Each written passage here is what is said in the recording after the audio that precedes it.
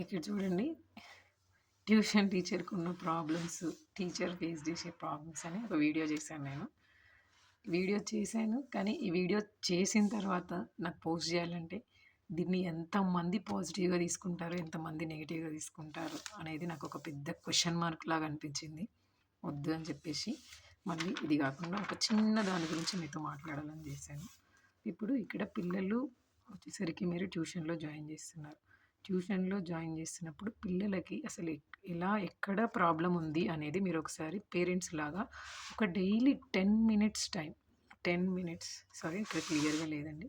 ఒక 10 minutes please as a parents లాగా మీరు మాట్లాడండి.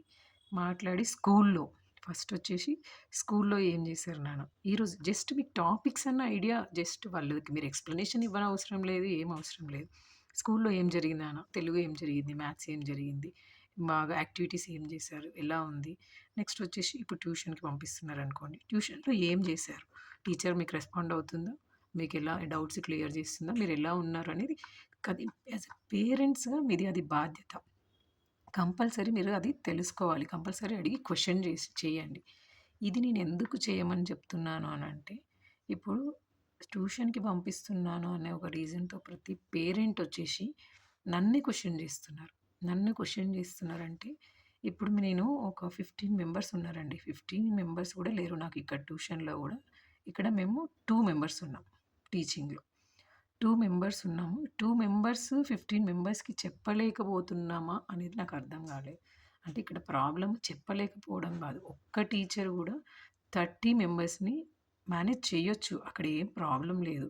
ఇక్కడ వచ్చిన ప్రాబ్లమ్ ఏంటి అంటే ప్రెజెంట్ ఉన్న పిల్లలలో తెలుగు, తెలుగు, హిందీ వచ్చేసి అస్సలు బేసికే లేదు. బేసికే లేదు అంటే ఇప్పుడు కా అంటే కాని రికగ్నైజ్ చేయట్లేదు. చా అంటే చాని రికగ్నైజ్ చేయట్లేదు. రా అంటే రాని రికగ్నైజ్ చేయట్లేదు. ఇప్పుడు ఇక్కడొచ్చిన ప్రాబ్లమల్లా మ్యాథ్స్, ఫిజిక్స్, కెమిస్ట్రీతోనే అస్సలు కాదండి. మ్యాథ్స్, ఫిజిక్స్, కెమిస్ట్రీతోని అస్సలు కానే కాదు. ఇక్కడ జస్ట్ వచ్చిన ప్రాబ్లమల్లా వచ్చేసి ప్రెజెంట్ ఎందుకంటే ఇంగ్లీష్ మీడియం స్కూల్స్ అన్నీ ఇవన్నీ ఓకే. ఒక పర్లేదు ఒక లెవెల్‌లో బానే ఉన్నాయి. తెలుగు ఈవెన్ పలకడము, మీ ఇది నేను పేరెంట్స్‌కి నేనొక ఛాలెంజ్ ఇస్తున్నాను. మీ పిల్లల పేర్లు, వాళ్ళ పేరు వాళ్ళకి ఎంతమందికి రాయడం తెలుసు? లేదంటే మీ పేరెంట్స్‌గా అమ్మా, నాన్న పేరు రాయమని చెప్పండి. తన పేరు, అమ్మా, నాన్న పేరు మీ ముగ్గురి పేర్లు రాయించి ఒకసారి చెక్ చేయండి. ప్రతి పేరెంట్ చెప్తారు. తెలుగు అవసరం లేదండి. హిందీ అవసరం లేదండి. మీరు మ్యాథ్స్ చెప్పండి, ఫిజిక్స్ చెప్పండి, కెమిస్ట్రీ చెప్పండి. 10థ్‌లో తెలుగు ఫెయిల్ అయితే ఫెయిల్ అయినట్టు కాదా అండి? ఇది తెలుగు, హిందీతో వచ్చిన ప్రాబ్లమ్. ఇక్కడితోనే అయిపోయింది. హ్మ్. కానీ ఇప్పుడు నేను ఇక్కడ ఏం అనుకుంటున్నానంటే డైలీ స్కూల్ వర్క్స్ మండే నుంచి ఫ్రైడే వర్క్స్ ఉన్న వర్క్స్‌లో నాకు ఓన్లీ స్కూల్ వర్క్స్ చేయించడానికి నాకు 2 అవర్స్, 2 ½ అవర్స్ ట్యూషన్ టైము నాకు సరిపోవట్లేదు. ఎందుకంటే కొంచెం పిల్లలు లోగా ఉన్నారు. లోగా ఉన్న పిల్లలకి పేరెంట్స్ అది అర్థం చేసుకోవాలి.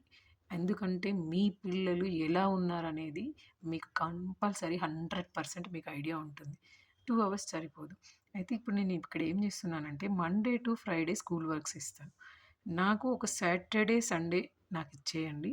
బేసిక్స్ నేర్పించడానికి. అది తెలుగు అయినా సరే, హిందీ అయినా సరే, మ్యాథ్స్ అయినా సరే. నాకు సాటర్డే, సండే ఇవ్వండి. ఇది నేను పేరెంట్స్‌కి రిక్వెస్ట్ చేస్తున్నా. మీరు చెప్పండి. మీ పిల్లలు ఎక్కడ ట్యూషన్స్‌కెళ్ళినా గూడా మీరు ఓపెన్‌గా చెప్పండి. Monday to Friday school works చేయించండి. మా పాపకు మ్యాథ్స్ ప్రాబ్లమ్ ఉంది. మ్యాథ్స్ బేసిక్ ఏం తెలీదు. అంటే ఇప్పుడు మ్యాథ్స్ అంటే ఏముంది అడిషన్, సబ్ట్రాక్షన్ తెలిసి ఈజీ అని అనుకుంటారండి. ఫిఫ్త్ క్లాస్ వరకు ఓకే. ఆ ఫిఫ్త్ క్లాస్ వరకు ఒక డైలీ 10 మినిట్స్ క్వెషన్ చేసి ఫస్ట్ చిన్న పిల్లలైతే చూడండి. అసెండింగ్ ఆర్డర్ తెలుసా నాన్న? డిసెండింగ్ ఆర్డర్ తెలుసా? ఎక్స్పాండెడ్ ఫార్మ్ తెలుసా? అంటే ఇవన్నీ టర్మ్స్ మాకేం తెలుసండి? అదిలా కాదు. ఈ రోజులలో అందరు పేరెంట్స్ చదువుకున్న వాళ్ళే. అట్‌లీస్ట్ 90స్ పేరెంట్స్ ఉంటారు మాక్సిమం. ఎందుకంటే నేను 90స్ పేరెంటే. వీళ్ళందరికీ ఇవన్నీ ఐడియా ఉంటాయి. లేదు నేనంటే ట్యూషన్‌లో ఎళ్లి ఏం నేర్చుకున్నా? ఏం చేశావు? స్కూల్‌లో ఏం నేర్చుకున్నావు? అట్‌లీస్ట్ ఇలా అడిగి చూడండి. ఎందుకంటే ఇక్కడ పేరెంట్స్ ఏం క్వెషన్ చేయట్లేరు కాబట్టి వాళ్ళు ట్యూషన్‌లో కూడా భయం లేకుండా బిహేవ్ చేస్తున్నారు. అంటే ఇప్పుడు మనకి ఇక్కడ నేను ఒక పేరెంట్‌గా థింక్ చేసినప్పుడు స్కూల్‌కి పంపిస్తున్నాము. లక్షలు, లక్షలు పెట్టి స్కూల్‌కి పంపిస్తున్నాము. ఏంటంటే, ఈరోజు మనమున్న ఆహ్, ఇప్పుడు మనం ఒక బెటర్ లైఫ్‌లోనే ఉన్నామని అనుకుందాం. మనకంటే బెటర్‌గా మన పిల్లలు ఉండాలని పంపిస్తున్నాం గదండీ! స్టడీ అనేది ఈ రోజులలో చాలా, చాలా, చాలా ఇంపార్టెంట్. కానీ ఆ స్టడీ వాల్యూ అనేది పిల్లలకి తెలియట్లేదు. మీరు పేరెంట్స్‌గా మీరే పుషప్ ఇవ్వాలి. మీరే పుషప్ ఇచ్చి, లేదు నాన్న చదవాలి, అది నేర్చుకోవాలి, ఇది నేర్చుకోవాలి. డైలీ నార్మల్‌గా మీరు జస్ట్ వాళ్ళని ప్యాంపరింగ్ చేస్తున్న మోడ్‌లోనే నీకు ఈరోజు స్కూల్‌లో ఏం జరిగింది? ఒక తెలుగులో ఒక 5 వర్డ్స్ చెప్తావా?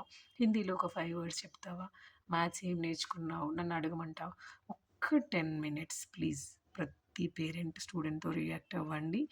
మీరు ఇంటికెళ్ళిన వెంటనే ఈరోజు మా మమ్మీ క్వెషన్ చేస్తుంది. లేదంటే మా డ్యాడీ క్వెషన్ చేస్తారు.